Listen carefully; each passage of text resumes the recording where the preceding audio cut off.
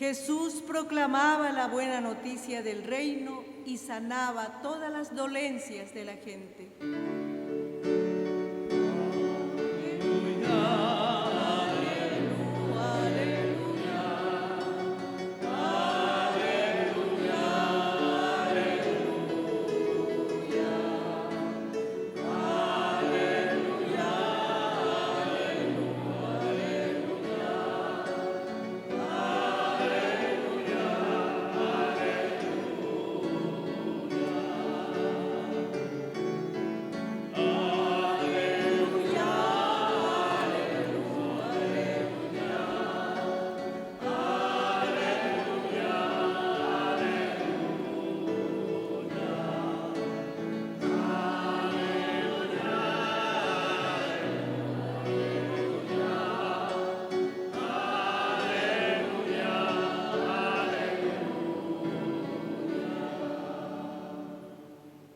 Queridos hermanos y hermanas, hoy en toda la Iglesia, en todo el mundo, por primera vez se celebra el Domingo de la Palabra de Dios, instituido por el Papa Francisco con una carta apostólica.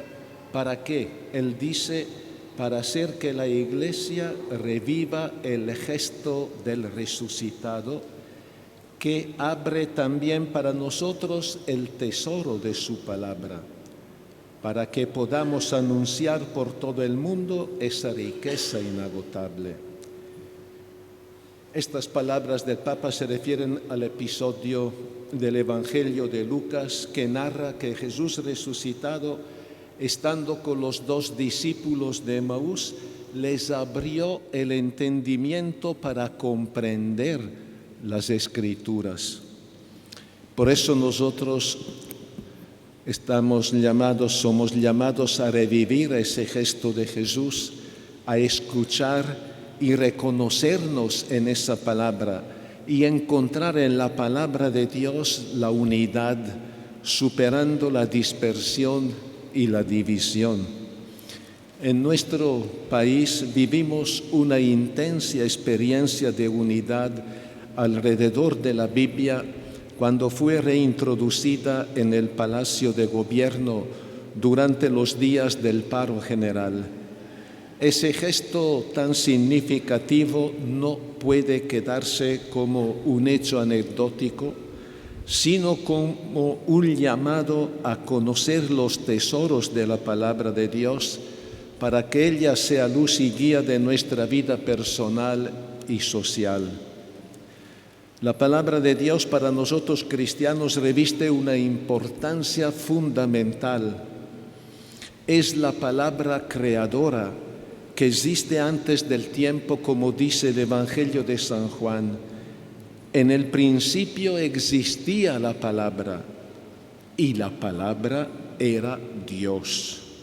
Es la palabra que pone orden en la confusión y el caos del universo informe, como expresado en el relato del libro del Génesis. Allí, cada uno de los 6 días de la creación inicia con la expresión dijo Dios. La palabra de Dios que crea, la palabra definitiva y absoluta de Dios da origen a la tierra, a todos los seres vivientes y al ser humano, que es el vértice de su obra. Y dijo Dios, hagamos al ser humano a nuestra imagen y semejanza. Y Dios creó al ser humano a imagen suya. La palabra de Dios tiene eficacia en sí misma, es una palabra hacedora, realiza lo que dice. Lo digo y lo hago. Y desde ese primer momento de la creación, la palabra de Dios guía nuestra historia humana, juzga y permea las situaciones y los acontecimientos de la vida de las personas y de la sociedad. Pero esa palabra que crea, la palabra creadora, es también la palabra que libera, liberadora, la que sacó a los israelitas de la esclavitud de Egipto y que fue entregada a Moisés en el desierto del Sinaí. es el decálogo de la fe en el único Dios, el decálogo de la liberación que indicó el derrotero para que ese grupo de esclavos se organizara como pueblo, no según la lógica piramidal de la opresión de Egipto, sino en libertad y en paz en una tierra de hermanos. Y es también hoy el decálogo que nos indica para nosotros el camino de la libertad de la esclavitud del mal y del pecado. Llegado el pueblo de Israel en la tierra prometida, la palabra de Dios fue anunciada constantemente por los profetas para mantener viva la fe en el Dios verdadero, la fidelidad a la alianza y la esperanza de la venida del Mesías. Es la palabra profética que también hoy pide igualdad, justicia, solidaridad y libertad, y que denuncia con vehemencia los pecados de la idolatría, de las injusticias, de las codicias y de la violencia. La palabra profética, cuestionadora y vibrante, asume también la figura trascendente de la sabiduría, que nos hace reconocer que nosotros somos sencillamente criaturas ante Dios, el autor de la vida y Señor de la historia, el único ante quien arrodillarnos. La sabiduría que nos ayuda a descubrir la voluntad de Dios, a discernir los signos de los tiempos, a elegir la vida y el bien y no el mal y la muerte. Es la sabiduría del vivir bien, de las relaciones armoniosas de comunión y de paz en la familia, en la sociedad y con toda la creación. Lo más admirable es que al entrar en el espacio y en el tiempo, la palabra eterna y divina puso su morada entre nosotros y asumió el rostro y la humanidad de Jesús para ser uno de nosotros, solidarizándonos con nosotros y cumpliendo la voluntad de Dios. Y la palabra se hizo carne y puso su morada entre nosotros.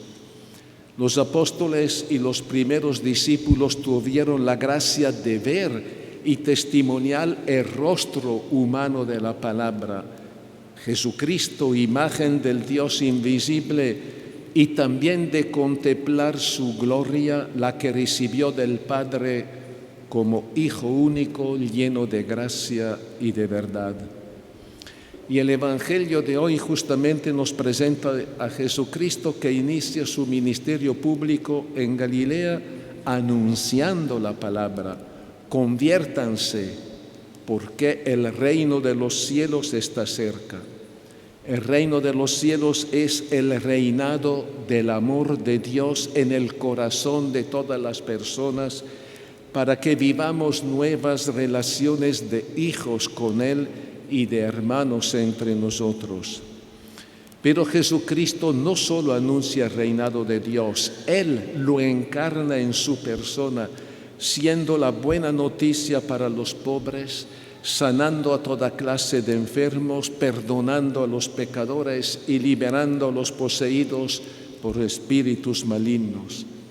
Su entrega sin límites se manifiesta en su plenitud con su muerte en cruz y su resurrección. Esa palabra entonces se vuelve redentora y salvadora, que asume sobre sí la fragilidad de nuestra condición humana para liberarnos del pecado y de la muerte y hacernos partícipes de la santidad de la vida divina. Nosotros cristianos hemos recibido gratis el don de la palabra, pero en sinceridad, ¿podemos decir que la leemos, la escuchamos, la meditamos y la practicamos? ¿O nos conformamos con la palabra de Dios escuchada en la celebración de la Eucaristía? Si la palabra de Dios es un don, tenemos que cuidarla con veneración, meditarla, hacerla el pan de cada día, compartiéndola y dándola a conocer a los demás con nuestro testimonio alegre, humilde, amable y respetuoso. Al respecto, el Papa Francisco nos dice que la palabra de Dios nos señala constantemente el amor misericordioso del Padre y nos pide que vivamos en la caridad, que es capaz de abrir nuestros ojos para salir del individualismo que conduce a la asfixia y a la esterilidad, a la vez que nos manifiesta el camino de compartir y de la solidaridad. El llamado del Papa es muy oportuno en esta etapa eleccionaria de nuestro país. Todos los ciudadanos y en particular los candidatos tendríamos que dejarnos iluminar y guiar por los valores de la palabra de Dios: la vida, los derechos humanos, la libertad, el bien común, la justicia, la paz, el espíritu de servicio.